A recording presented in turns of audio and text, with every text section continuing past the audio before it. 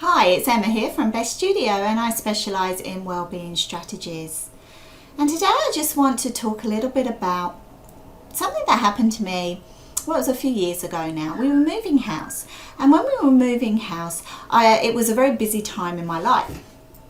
So I employed certain people to, clean the house and do the moving, and I really worked hard to make sure that I had everything covered. I made sure I spoke to the people, that they understood what they were doing. I paid them, and moving day came.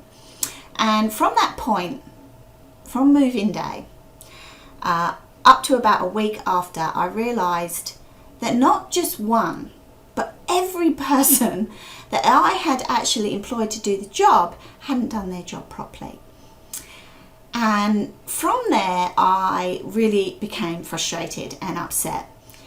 And I guess I was going through a stressful time as well. So, there was a little bit that we could actually attribute to that. But that to one side, I got really upset and I managed to fall into this space of poor me.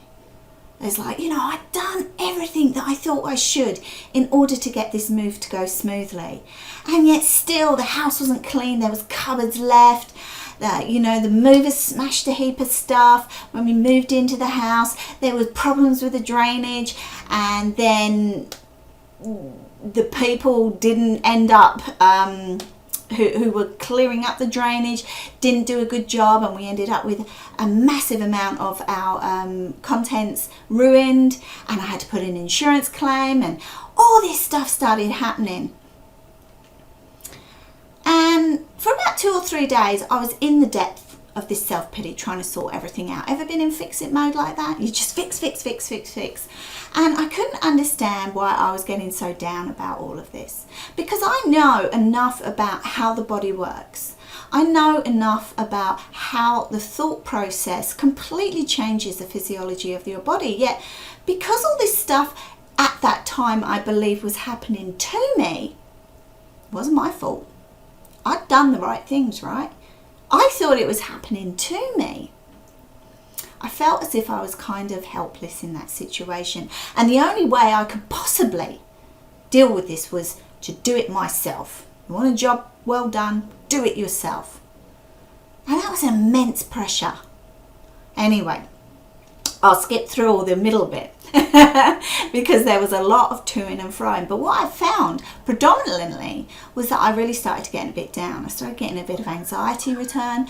I was feeling depressed. It had completely ruined moving in, which was supposed to be a bit of a joyful time.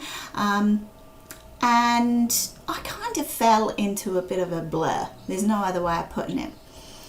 And as soon as I knew that I'd fallen into that blur, I knew that I had to sit down and start working out what I could do to start making myself feel better. Because I'd paid all these people their money. They were supposed to have done the job. It was very straightforward. I'd actually made it very clear how this job was supposed to happen, and yet they still didn't do that. So I became very busy at making sure that their job was done. And then suddenly I had that eureka moment. Bang. I was sitting there. I can remember I was in my car. I'd just been to a friend's house to have a shower because there was no drains. I couldn't shower. To have a shower and get cleaned. And isn't it amazing that once you sort of take 5 minutes away from the situation and 5 minutes to actually clean and let that brain settle, I suddenly had this word come up, accountability. That just came to me. I'm not holding anybody accountable for their actions. I really am not. And I thought, you know what? I'm going to sit down and I'm going to ring all these people up, and I'm not going to get angry with them, but I'm going to get firm. And I'm going to tell them to come back and repair it. And repair it until the job is done for what they were paid for. And as soon as I made that flip in mindset, everything started feeling a lot better. Suddenly my mood lifted, and I felt like I was back in control. But that wasn't the big point, because obviously I was still kind of having a little bit of, this has been a big experience for me. What happened was, from that accountability accountability revelation, I started realizing that I wasn't holding anybody accountable in my life. Not that I'd become a doormat, but what had really happened was I'd really started to let things slide. If people weren't doing what they needed to do, I was just finding it easier to do it myself. And I'd stopped really having that confrontation. And I'd stopped really sort of saying to people, hey, you know what? This was your responsibility. You need to get that done. Or even better, not taking on the role of managing it.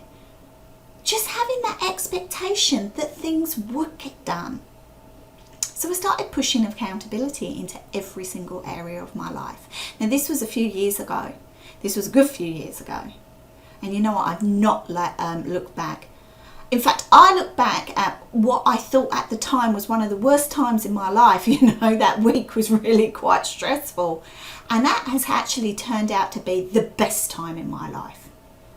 Because I know from there I learned something very big about myself.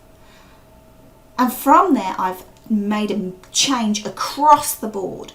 And by making that change across the board, every other area of my life has just improved.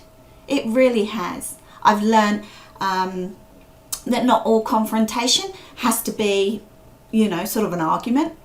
If you go in wanting a win-win situation, you're going to come out of it with a win-win situation.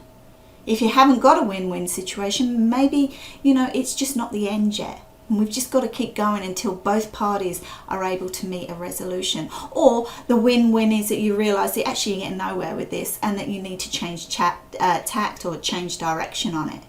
That could be a win for both of you, that it's just completely parted that way. So that was a big thing. Was I completely changed that, I changed everything across the board. Confrontation is very simple for me now. My confrontation style used to be very abrupt. It's not anymore. I just sit down and have a chat with people.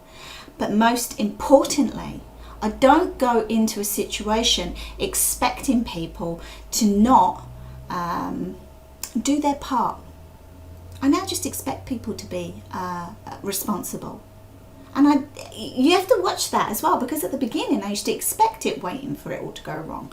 No, I don't do that at all now. Hey, this is your responsibility. I'm not going to double check this. Have you got everything that you need? Great, excellent, see you at the end. Now, not everybody's perfect, and sometimes communication can get a bit muddled.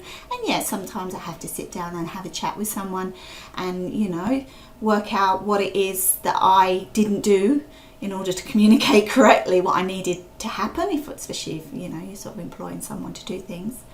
But more importantly, the relationships in my life now means that I just pull back and I don't try to micromanage everyone. And I don't try to double check with everybody to make sure, or be double checking in the back of my head going, I wonder if it's going to even happen. I put forward that expectation of what I want. And I would say 99% of the time, I'm not let down. You know, things do happen. But because I am more equipped to deal with it, because I'm holding the right people accountable and not taking responsibility on, everything has got better. Everything in my life. And I really give thanks for that. I feel quite blessed that that rather exhausting situation came to me, because it's changed everything. Look, I just wanted to share that story with you, because I think it's really important to understand that when stuff happens, quite often while we're in the middle of it, we just don't understand why it is happening to us. And you hear us say a lot, it doesn't happen to us, it happens for us. And I'm a big believer in that, because I found that once I flip my switch on my thinking style around that, I've managed to make so much more inner growth, because I've really understood how my behaviour was impacting the situation, however good intended I went into that situation. Right, well look, I'm going to leave it there. Sometimes these things can be a little bit hard to actually implement, but we do have some free resources on the go. I have a really lovely little ebook which is Path to Forgiveness, because forgiveness is big about this. It's about holding people accountable without having that rancor that goes with it. You're welcome to download that. I'll leave the link. I've also got an amazing Feel to Achieve matrix, which is based on the priority matrix.